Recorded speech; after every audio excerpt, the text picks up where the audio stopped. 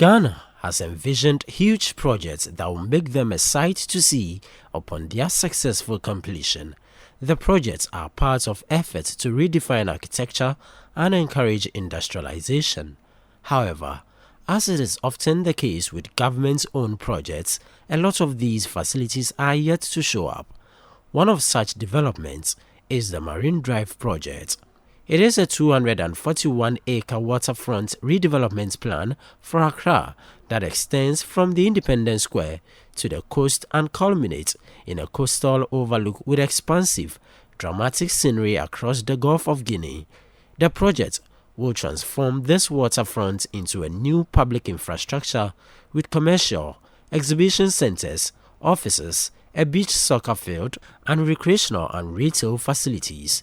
But after shortcutting in 2018 by President Akufo-Addo, the $1.2 billion facility is yet to start despite the demolition of hundreds of structures along the beaches behind the Black Star Square.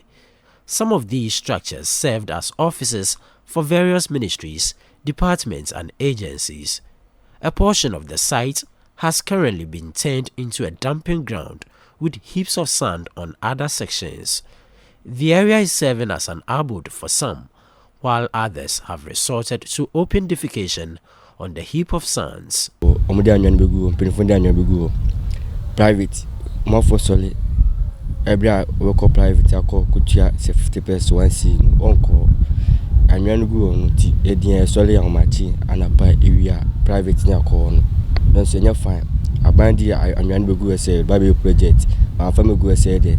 Solely a private was so embedded the post there be on tea and you go and say project number and TD share and pay for the new. The Auditor General's report for the period ended 31st December 2020 sadly states that an amount of 387 million Ghana cedis meant for the Marine Drive project was misapplied, leaving the project at its current state.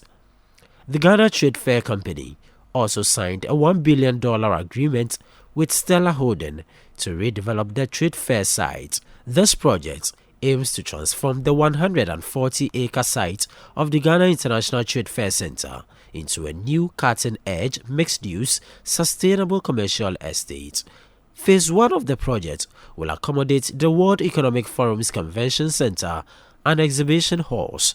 Phase 2 of the Ghana International Trade Fair Center redevelopment project will contain amenities including 5-star hotels, upscale shopping centers, and other residential and commercial buildings. But work on the facility is also yet to commence after the routine demolition of structures which were inhabited by businesses in 2020.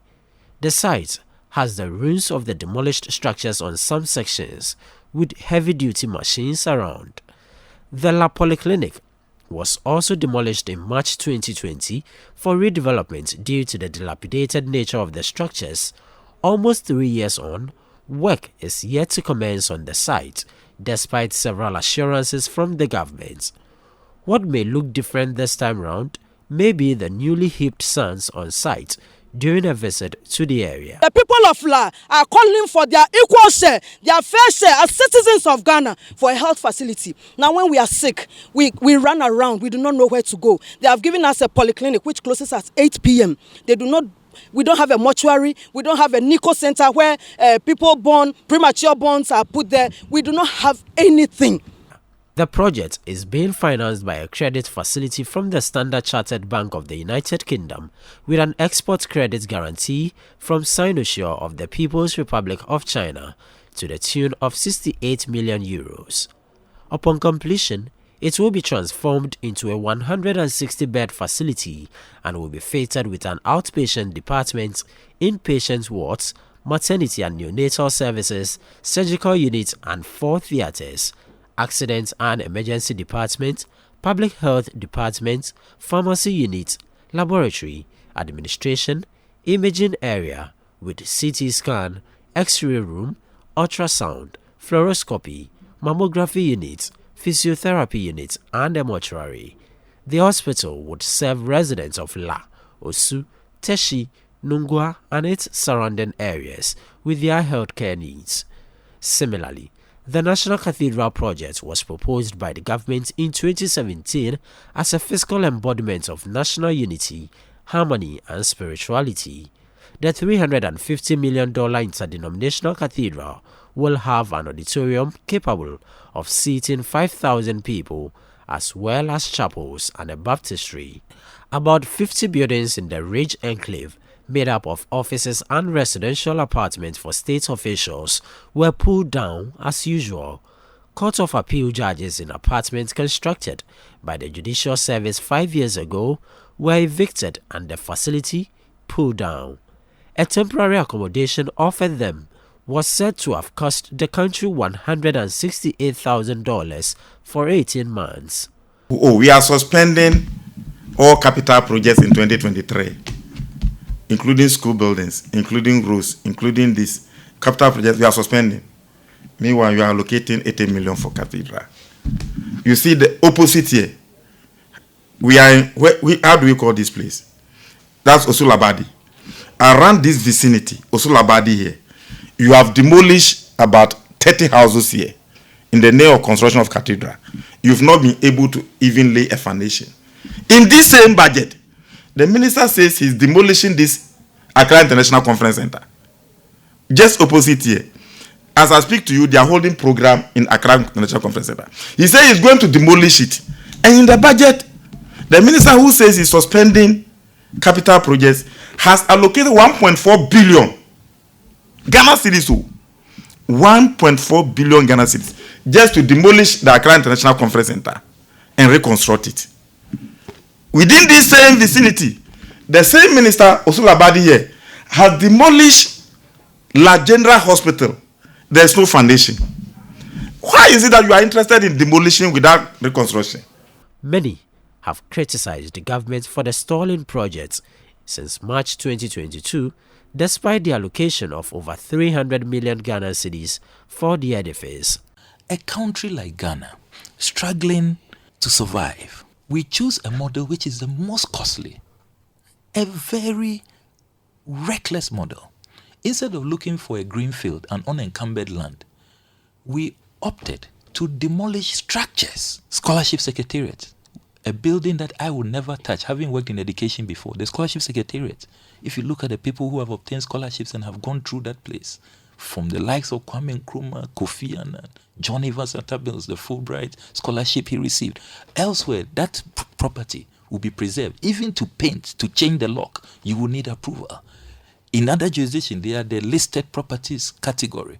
It's a tourist attraction. It makes a lot of revenue for those countries.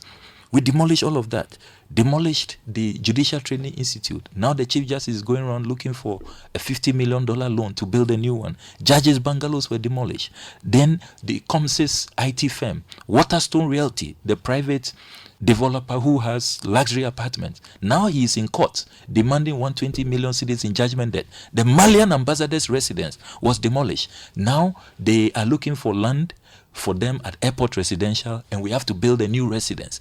So, do people say that the cost is $400 million? By the time you put all of this together, we'll be spending in excess of $1 billion. So, the most reckless model was adopted.